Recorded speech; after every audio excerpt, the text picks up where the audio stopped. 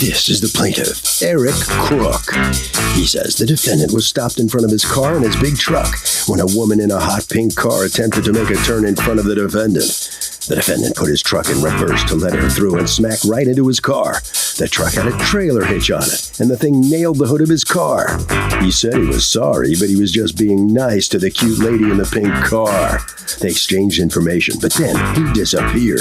All he wants is his car fixed, so he's suing for the $1,500 it's going to cost him.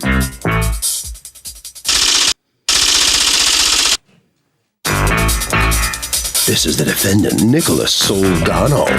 He says he didn't back up for anybody, nor into anybody. The plaintiff is the one who drove into the back of his truck, hitting his trailer hitch. The insurance company refused his claim because the plaintiff hit him, and he had no damage to his truck. Now he's changing his story in a lame attempt to get money from him today. Good luck, buddy. He's accused of a backup crack-up.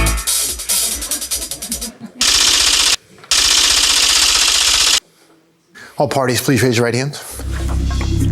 Litigants have been sworn, Your Honor. Thank you, Douglas. Eric Crook, you're suing Nicholas Soldano for $1,500 in repairs to your vehicle because, according to you, he backed into you. Tell me what happened.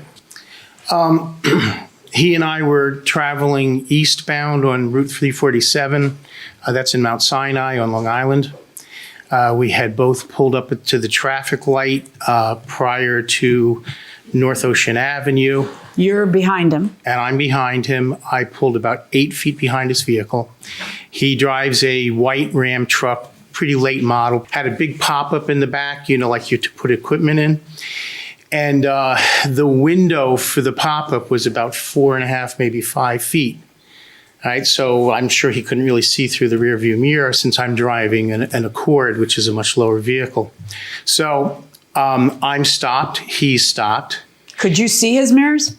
I could not see his mirrors. I could not actually physically see him until we both got out of our vehicles. You know that saying that, if you can't see my mirrors, I can't see you? Yeah, that's exactly right. Okay. Well, but we're stopped in traffic, so there we are. So there's an exchange lane. It's a 3-lane road. There's an exchange lane in the middle. And a woman driver coming in a kind of... Woman driver? I don't like the sound of that. Well, it was a pink... It was a pink... She was driving a pink Oh, you're going to be sedan. implying she was cute, not that she was a bad driver. Well, no, it wasn't Her that she car was a was bad cute. driver. No, I could only see that she had long hair. Right? Her hair was cute. Well, I guess it was. Okay. Fact of the matter was, she stopped in front of his vehicle to make a left into a small shopping center. And I'm watching her and I'm watching his vehicle. And I go, no, you're not going to do that. And I started hitting my horn. And he backed up into my vehicle to let her through. Wait, why did you know that he was going to back up? How did you know? Because I looked at her. And she was asking permission? And it was like she was looking to him. Right. Right? And I could see, and I'm like, hey, I'm here. Hold on a second here, right? So he backs up. He had a trailer hitch in the back of his vehicle, and the trailer hitch slammed down my hood, and I could not open the hood. It was a total of the estimate was $1,800. I had the work done. I got a decent deal on it. It was done for $1,500. Do you have pictures of the damage? State Farm was his insurer. They took pictures of the damage. They brought out one of their claims adjusters. And after all was said and done, they refused to release the pictures to me. That's why I asked if you had pictures of the damage. Do you have a telephone? I didn't think to take them. Right. The fact of the matter is, at the moment of the accident and thereafter... What happened at the moment of the accident? Did he come out of the car and did he apologize? We both pulled over. Right. All right. And he said, I was just trying to be a nice guy. And, which struck me as reasonable. But I said, you don't back up in traffic. And I was a little bit exasperated about it. And we just exchanged our information. He kind of like gave me a mumbled apology. He was like, didn't mean to do this. And he said he would contact his insurance agency. I would contact mine. He'd file a report. So neither of you called the police? Excuse me? Nobody called the police? No, I had an issue myself. It was about 5:38 in the afternoon, and I had somebody drop my cat off at the vet.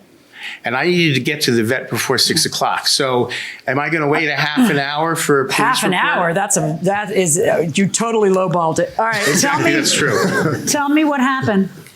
I was at the light, waiting. I had just come back from a doctor's appointment for my daughter. I have an autistic daughter. And I'm sitting at the light, and I feel a nudge on the back of the vehicle. Now, it's a fairly large truck. So I look in the mirrors, I see there's a vehicle back there, so I pull over on the side of the road. I said, okay, we're going to exchange information so there's no problems later on. Nobody can claim hit and run. We all have each other's information. By that Monday, I think it was a Thursday or Friday, I get a phone call from my insurance company that somebody was making a claim against me for an accident. Wait, he hit you? Yes. He hits you, and he's manufacturing this whole thing about you backing up? Well, listen, it's a 4-lane highway, rush hour. I have pictures of the area that shows how many vehicles and how busy the area is. This is a busy 4-lane Your point highway. being? Well, it's very hard to even think about backing up when there's so much vehicle traffic there. Right, it would be pretty unsafe. But he's saying that's what you did. And my question to you is, you're telling me you never backed up? That's correct. Welcome back to the People's Court. Harvey Levin here. Are women better or worse drivers than men? What do you think? I honestly think women are worse drivers because women tend to multitask more than men. They'll Interesting. do the makeup, they pay attention more, like, they're more distracted. You're grinning. Clearly worse. Clearly who, women? Yeah, Because? because they're women. Oh, I knew that was coming. I'm gonna go to you. They're worse. Why? Like she said, they multitask. Okay, but honestly, okay, between the two of you guys, which one, when somebody makes a bonehead move in the street and you drive up and you say, it's a woman driver, do you say, oh, Figures. you're a terrible person? Sometimes. Going inside the courtroom. Was there anybody else in your car? Just my daughter. Was there anybody else in your car? No, I was alone. Now do you see And I why never people supposed stop and call the police? to. You're absolutely right. Or can I just suggest something? Because I understand that in this day and age, sitting around for 2 hours waiting for the police is not practicable Right. anymore. But I'll tell you what, you know that little phone you have? Yes, Does it tape? Does it video? it does. Right. So if two people want to release each other from the scene and it's not your fault, I strongly suggest saying to each other, okay, but can we just video this conversation? You're agreeing that it's your fault. You're agreeing you backed into me. I don't mind not waiting for the police so long as you agree that you backed into me, and then tape it. I don't know what else to advise you guys to do. I know what I'm going to do. Somebody else is picking up the cat. And I'm going to sit there and chill with my iPad. That is what's going to happen when I get into it, because I am just tired of seeing this situation come up. Are you surprised? No, I'm not. What's interesting to me is if he's saying that I hit him, how come he never filed a report? Well, that's a very good question. Right? Why? There was no damage to my vehicle. That's a very good answer. But when we were talking together, I said, I'm going to file a report. He said he's going to file a report. I don't remember that. Right? So I still come back to that major point. And I still come back to my major point. Right. And I absolutely agree with you, Your Honor. My point, I think, with that regard is this. We purport to live in a civil society. In that civil society, if we make an error, we fess up to it. Right? And we make good on things. And we are fair and equitable with our neighbors. That's how I feel. It's a two-way street. So is a did you two-way back street. into him or didn't you? No, I did not. How's that working for you, Your that Honor? whole civilized society thing? Well, Are you an attorney? no, I'm not. I'm a financial advisor. Okay. Your Honor, my truck has very large mirrors. It has a backup camera, and it beeps.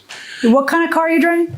It's a 2010 Dodge Ram Dually. And your dually beeps when you back up? Yeah, backup camera, backup sensors, big mirrors. The mirrors are like this big. I have pictures so you know that it's my vehicle that has those things. Would you like to see those pictures? Yeah.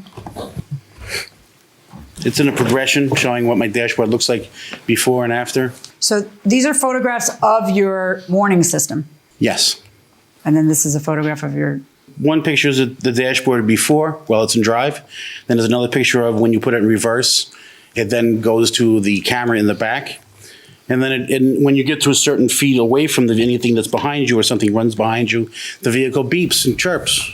I mean, that doesn't necessarily mean you're paying attention. I mean, Did you see the damage to his car? When I walked out, there was right. a dent in the hood. If you look at one of the pictures, you'll see my trailer hitch, the little ball. And that's what bumped into the hood.